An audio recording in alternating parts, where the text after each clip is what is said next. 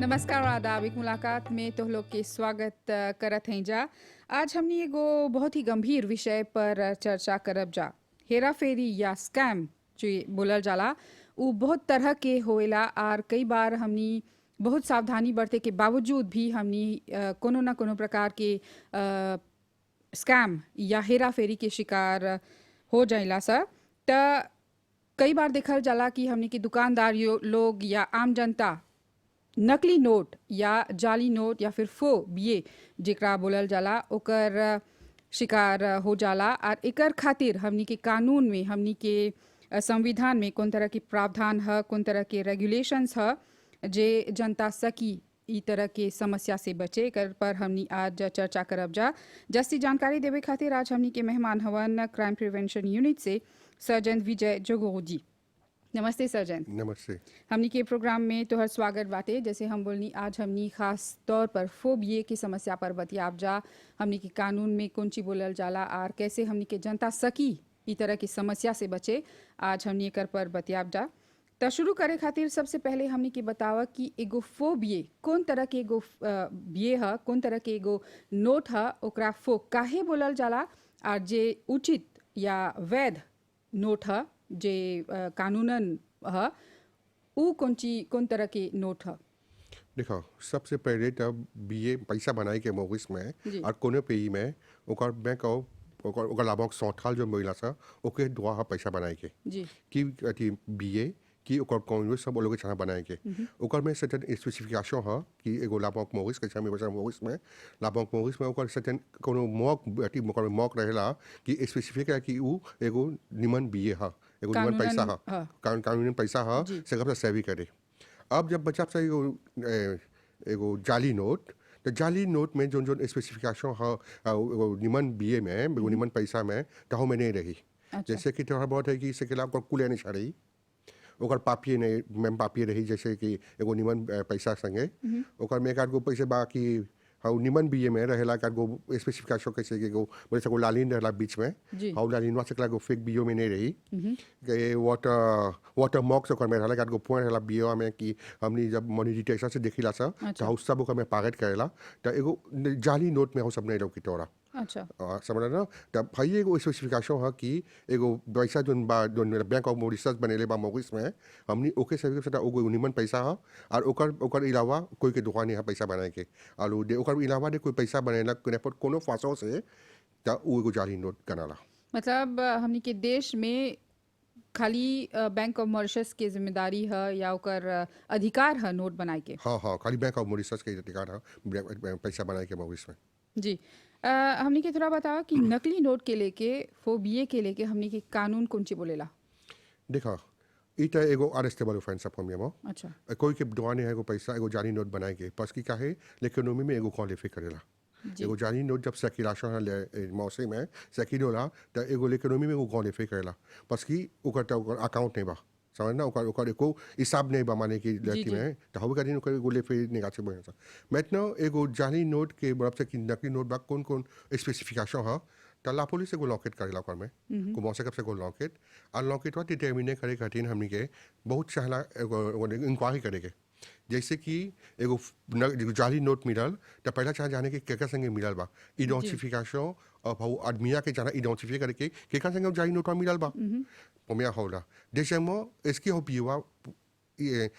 जाने में कि एगो फेक नोट है वो चाह जाने के एगो फेक नोट है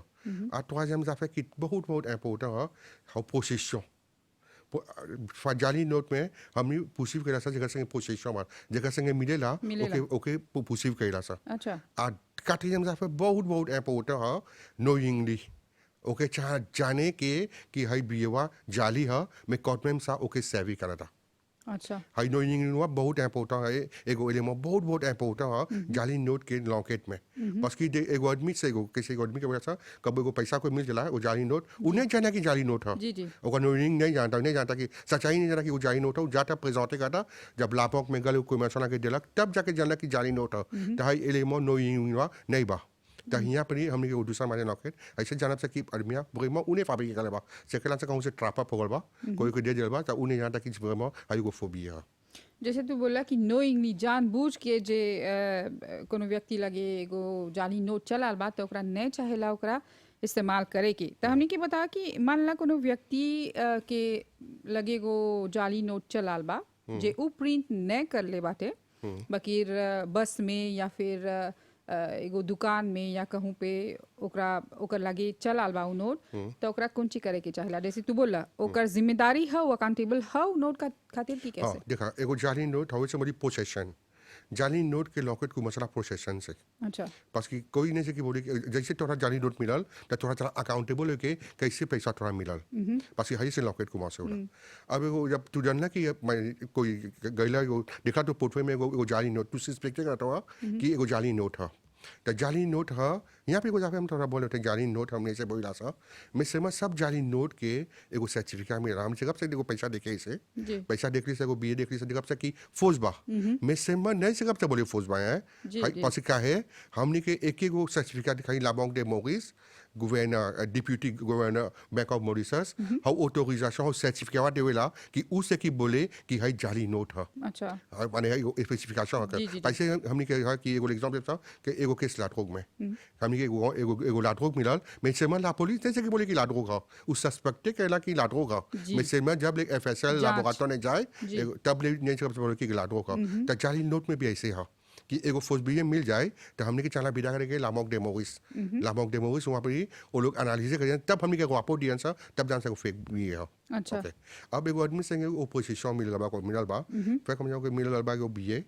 अब आल बा तो ओके जाना पहला जाने के कि जाके स्टेशन बोले के कि देखा हाई हमारे संगे एगो एगो बीए मिलल बा सिपा हाई वयाजे तोरी सिपा ट्रेन में गाजे गईली सिपा लाबोक में गईली हमके एगो फो बीए में तो हम ही ला पुलिस के रेमेट करते एगो लॉकेट उवे करेंगे जी हाई हाई ओकर प्रोसीजर है बस कि लाबोक में कब एगो फौज बीए मिलेला तो लोग आके हैंड ओवर कर ला पुलिस से बस कि लॉकेट को मौसे करेला से ला पुलिस लॉकेट को मौसे करेला जी वाह मान ला हमनी के खासकर हमनी के बुजुर्ग लोग के लेके या फिर लड़का लोग के लेके जे वो लोग के पास कोनो जाली नोट चलाल बा त डिफिसिल बा ओकरा पहचाने के त कैसे पहचाने सकेला देखा पहले तो बहुत ऐसे कि बीए रहल तो पापी तनी पापी रहल जी अभी तो बीए देख बात माने कि तनी प्लास्टिफिए हो गल बा जी प्लास्टिफिए हो गल बा तो हर में के लड़का का बुजुर्ग के साथ जाने के माने कि अब पैसा समझ पास क्या है पहले ओके जब प्रिंट करता हूँ सब प्रिंट आउट पापी फासिल मिल जाता है मैं अभी पापी प्लास्टिफिकेशन मिले के तनी जिप्सिल बा मैं से मो कॉटमेम सा मोपा को अन्य जानते कैसे वो लोग फैब्रिकेट होन सा कि फौज बीए बना दे होन सा अब एगो जाली नोट में देख बात ओकर सीरियल नंबर पागे नहीं रही पास जब एगो बीए जब प्रिंट होला बैंक ऑफ मॉरिशस में तो ओकर सीरियल नंबर आवेला जी ओकर निमोगो सौजे हो सके एगो बीए के जी, पीछे जी, जी। एगो निमोगो सौजे होला मैं जब एगो जाली नोट निकल बा तो मैम निमोगो सगरो मिली अच्छा सब निमोगो मैम निमोगो मिली और एगो जैसे बोलते कि कबो जाली नोट मिलेला कि ओकर रेक्टो वेसो ऑन लॉन्वेयर रहेला अच्छा ओकर रेक्टो वेसो ऑन लॉन्वेयर रहेला और कबो हमें एगो कैसे एगो बीए देख बात हमें एगो दोदो बा और दोदो नहीं पैकेट और ग्लासेवा नहीं पैकेट करेला अच्छा और सब पास की और सब स्पेसिफिकेशन बैंक ऑफ मॉरिशस डले बा कि एगो जाली नोट के सेगबा रिकॉनेक्ट करे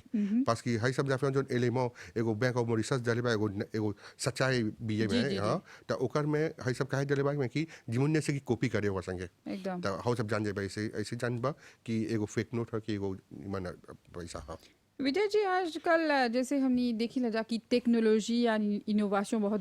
बढ़ता दुनिया भर में तो बहुत आसान बा एगो कोनो चीज़ के भी प्रिंट आउट निकाले या ओकर मार्केट बना के फिर ओकर प्रिंट आउट निकाले तो पुलिस देने से कौन तरह के मेजिया तो लोग लागे बाटे कौन तरह के कदम उठावल जाला जेमें ई तरह के हेरा फेरी नहीं होई देखा आदमी के अभी तो टेक्नोलॉजी बहुत ज़्यादा जी टेक्नोलॉजी के हम बहुत आसान हो गइल बा, एक print पार out में से निकाले आगे के, जी। अभी के छोटा छोटा लड़का जैसे टेक्नोलॉजी में हो जाता जी, हम जी। वो लोग संगे पपड़ा सीखे वो जी, लोग जी। संगे मैं सेलमा जाना जानी नोट अभी जन जनता वहाँ देखा जैसे कि प्रिंटिंग पर दे एगो जानी नोट प्रिंट आउट करने सा पहले तो रहल कि ओकर मूल बनावत रहन सा एगो मूल बनावत रहन सा ओके स्क्रिप्टे करते रहन सा तो ओके मशीन में पास करते पास की देसा आला पुलिस आगे टे कले बाकी सब जी। मशीन करती पहले सिक्योर करते सा कि हमें जानी नोट बनाता है अच्छा मैं अभी जब देखा था देने कुछ देने ट्रेन जोन बा अभी 2-3 बजे से तो जाली नोट लिखा था प्रिंटर पर वहाँ पर वो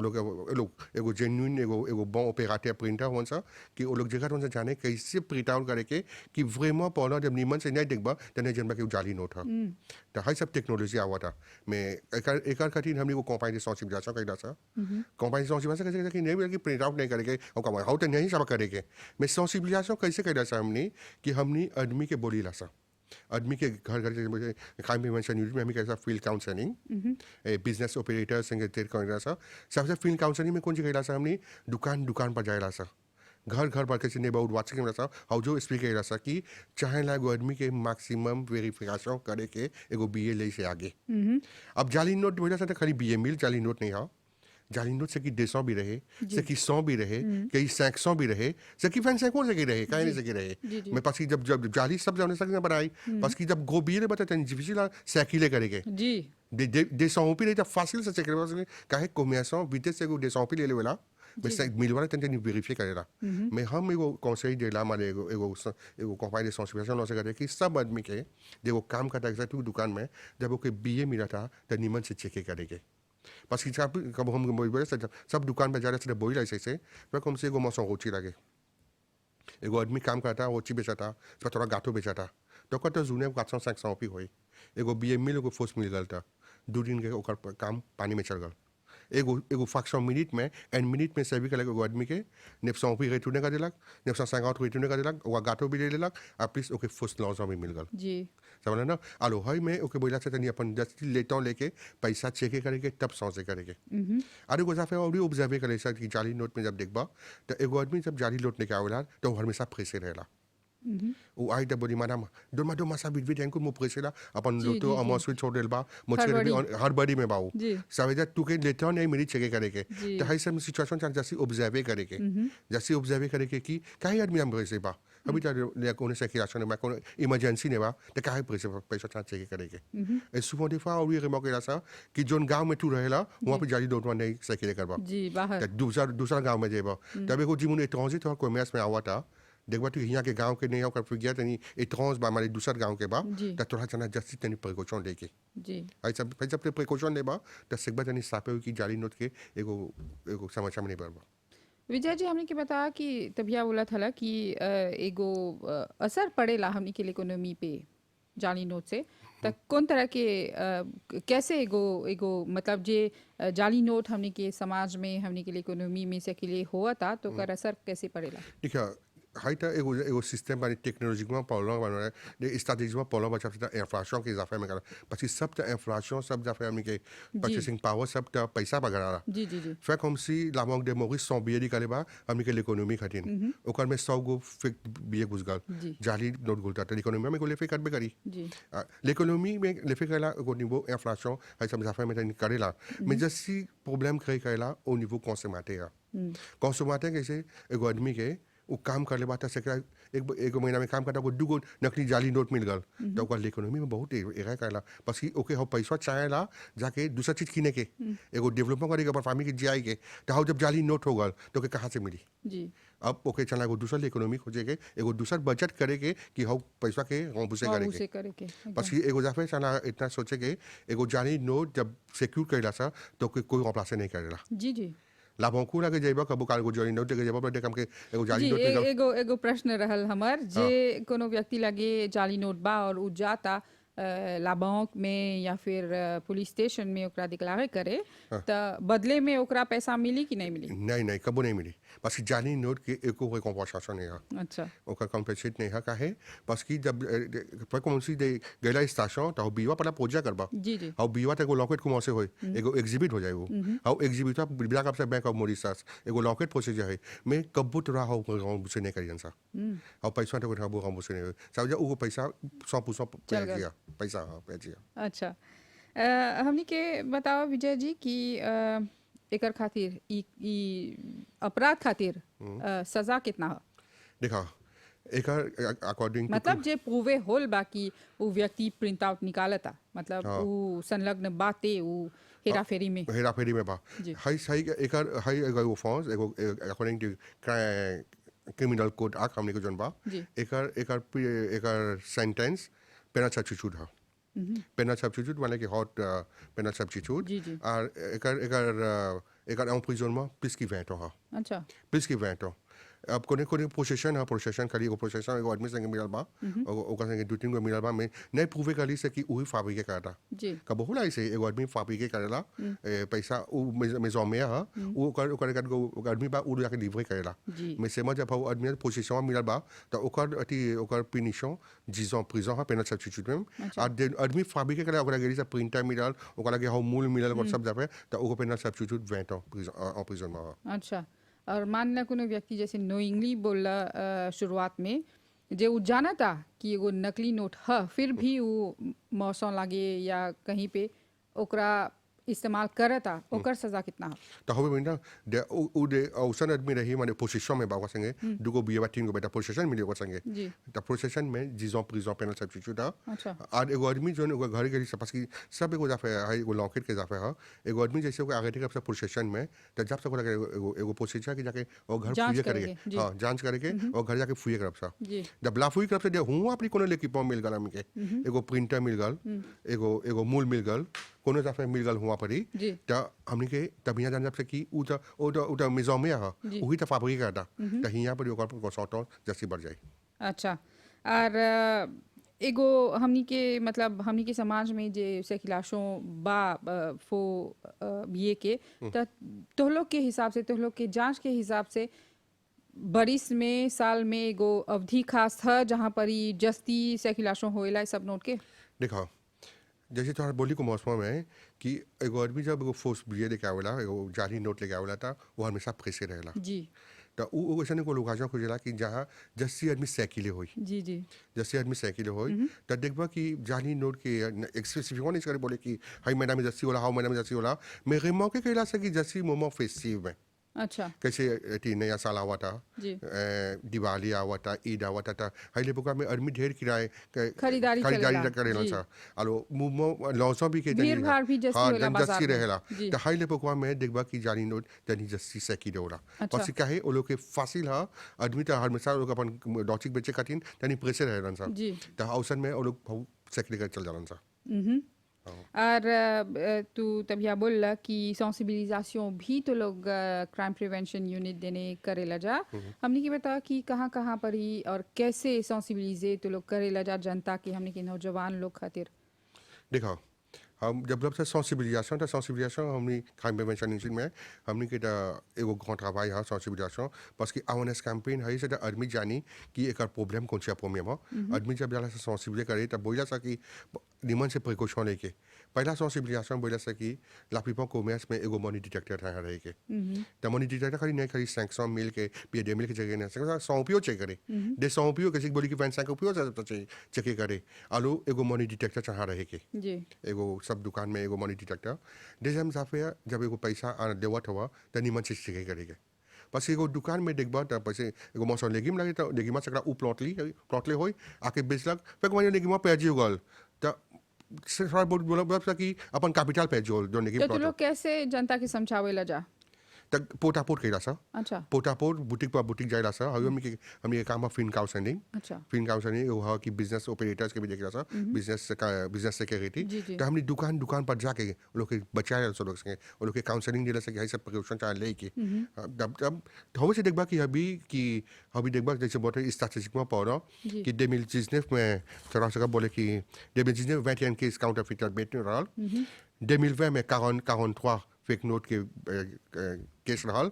आ janvier में 15 केस बा त तो देखबा तोहर हिसाब से हमनी के स्टैटिस्टिक कौन सी बोलेला स्थिति बिगड़ता कि सुधरता देखा कैसे स्थिति बोलबा जब स्टैटिस्टिक में देखबा त केसवा बढ़ा था 2019 में 21 रहल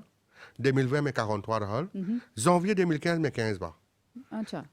देखबा बढ़ा था सेमा हमने काहे खुशी सकी स्टैटिस्टिक भाजी काहे स्टैटिस्टिक बढ़ा कि जीवन आदमी अवेयर हो गल बाबी वो लोग जनी अब जनी सेंसिबिलिटी तो सा वो लोग कॉन्सेंट्रेट होन से कि जाली पैसा कौन सी है जी और लोग के जब मिला था पहले आदमी कुछ करे एगो जाली नोट मिले था बड़ी हाई तक हम कहाँ जब लामेट में खोजे खा के फेंक देवा था वो फाड़ के फेंक देवा रापोते नहीं करता हर जी जी तो हाउ आदमी जो बनाओ था जाली नोट वो लोग जो फाड़ फाड़ के फेंका तो वो लोग और ही बने जाता जी समझ ना अभी जब आदमी लगल केस रापोर्ट करे डाकू है कि केस के नंबर मोटे होता मैं सेल में जो आदमी बनावा था वो भी जानता कि आदमी अब रापोर्टे करा था